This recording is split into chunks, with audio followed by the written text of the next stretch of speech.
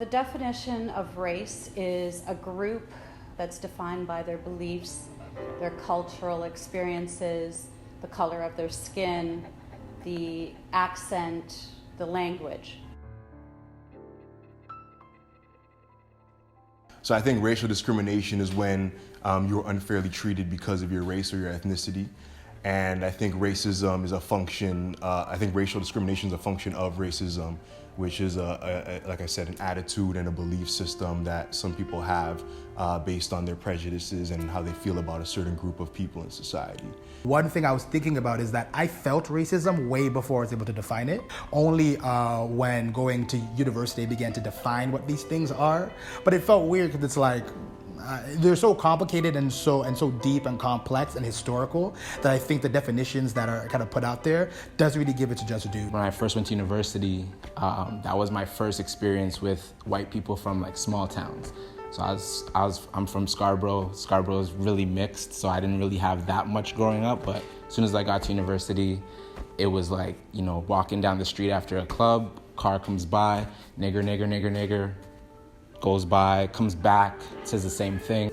Since I was like 7, 8 in like a shop and being told to leave, and I knew because I was black, it's like you realize like that's why you like know something's wrong, especially as a kid, but you don't know how to really define it. But you know it's because of you. There's something that you're carrying that your other friends aren't. That's making your life different, and then you don't really know how to really put words to it until later.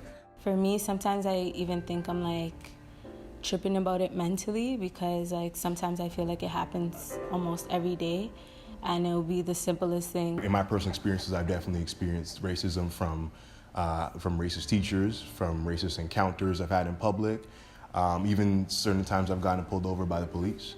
You could just see the attitudes and in their eyes, just that they don't view us as equals.